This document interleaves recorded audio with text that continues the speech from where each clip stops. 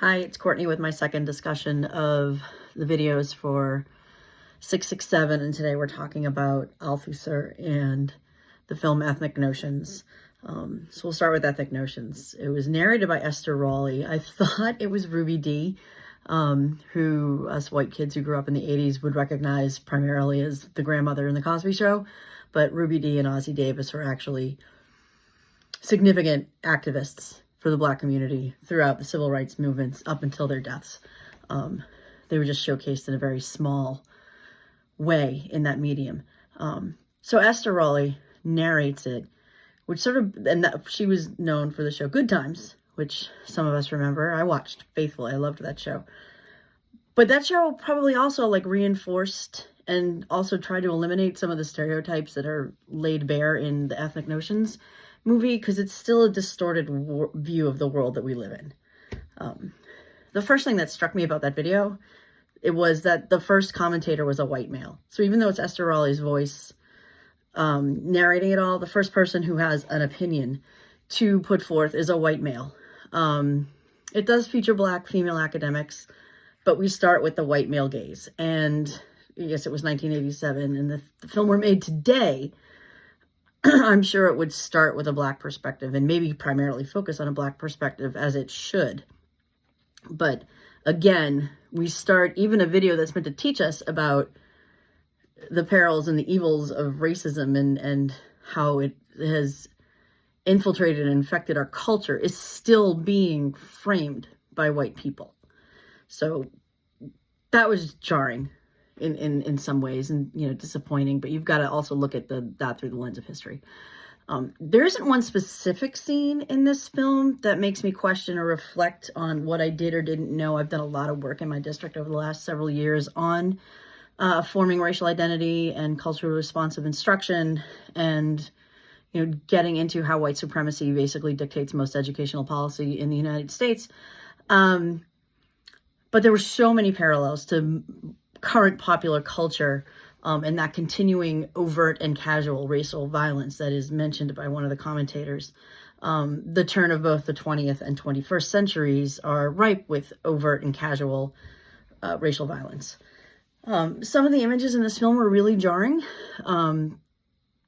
It's probably important for white people to actually see photos of lynchings, because we need to sit with that discomfort and own our place in that history. It reminded me of the scene in the movie BlacKkKlansman where Harry Belafonte narrated the story of a lynching that he witnessed to a crowd of Black students in that movie. I'm also, as we went through, the stories of the minstrels and, other Black performers still having to play caricatures of themselves. I'm thinking about Beyonce's current album, Cowboy Carter, which is brilliant on every level. And she drives a direct line from the minstrel shows to rodeo circuits that were, populated by Black cowboys and Black performers, and how the roots of country music are in Black musicianship and Black artistry, and it has been completely whitewashed. And she continues, she was shunned by the Country Music Academy. She didn't get a single nomination for that award, despite having the scions of country music perform on that album. Dolly Parton and Willie Nelson are both prominently featured on that album, as well as a Black country artist named Linda Martell, who is also prominently featured in several songs on the album. She's passed over in favor of white artists, Morgan Wallen in particular, who within the last 2 years has said racially motivated slurs in public, and was kicked off of Saturday Night Live for the things that he was saying on stage, because he was saying, hateful racial language. So we're still diminishing the contribution of Black artists, even when they're showing us that our history, the thing that we think is our history, is actually their history as much, maybe even more sometimes. And then I'm also thinking about current Florida history curriculum that's stated, slaves didn't have it so bad because they learned valuable skills. Thank you, Ron DeSantis, for that offensive and dangerous language that you're attempting to teach Florida school children. I don't know how teachers are still teaching in that state. It's scary. I'm also thinking of Childish Gambino's video for This Is America, where he dances in that very stylized, uncomfortable fashion that was directly meant to recall the caricature of Sambo and the dancing from the minstrel shows. It was a specific, he talks about it in interviews, it was a specific line. You know, he wanted that to be uncomfortable. He wanted people to wonder what he was doing, and he was drawing a direct line to that heritage.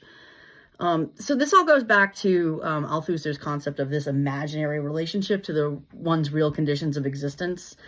And this all comes down to me, the current cult of personality around Donald Trump.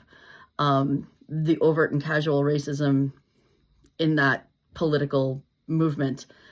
And a lot of the people that you see interviewed on television and you know, holding him up as the person who's going to save this country, like, they don't understand the real conditions of their own existence, because they have been fooled for decades by the lies of Republican economic policy since Reagan, and social policy since the 1950s that, you know, Nixon started and has just kept going in the Republican Party.